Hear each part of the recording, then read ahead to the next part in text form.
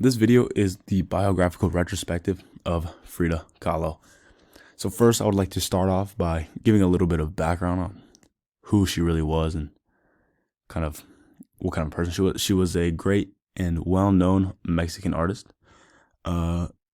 She exhibited her paintings in Paris and Mexico before her death in 1954. Sorry. Kahlo was born on July 6th, 1907 in Coyoacan, Mexico City, Mexico. And her father was a man named Wilhelm, who was actually a German photographer and had immigrated to Mexico, where he eventually met and married her mother, Matilde. At around the age of 6 years old, Frida had actually contracted polio and was kind of bedridden for about 9 months. And during this time, her father, who was always a supportive father, had encouraged her to go out and try different activities to try not be so down and depressed about her new illness.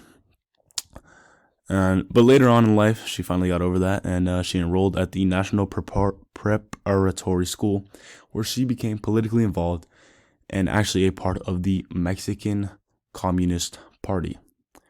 This would eventually lead to her meeting another fellow artist by the name of Diego Rivera and eventually marrying him. But we'll get to that later.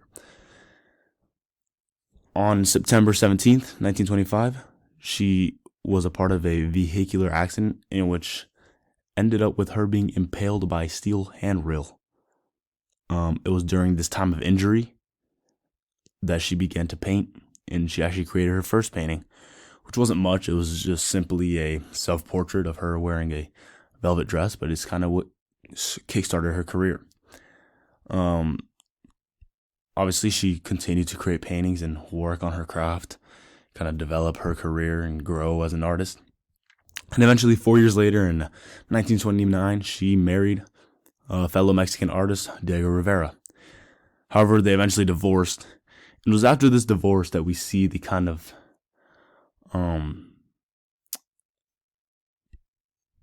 the iconic and typical Frida Kahlo paintings of the emotionally distressing paintings, the ones with symbolic images and an emotional identity, strong emotional identity attached to them, where she's portraying messages and conveying her feelings during certain periods of her life.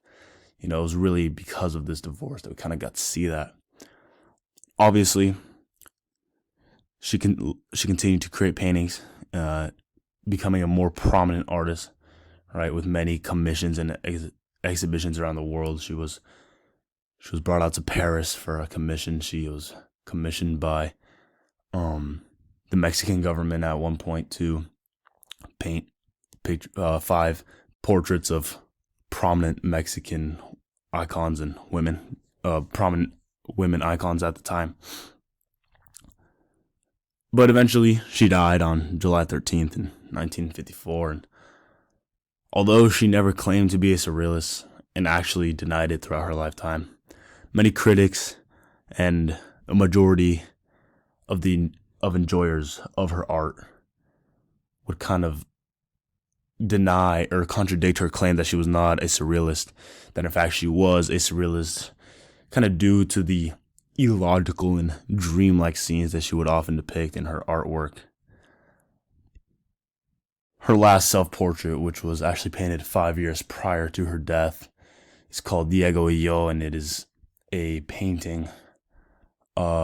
self-portrait of Frida herself with Diego Rivera, kind of the face of Diego Rivera on her forehead.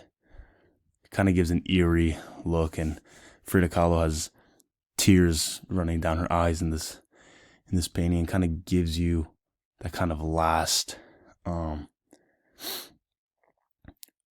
sense of who she really was before she died.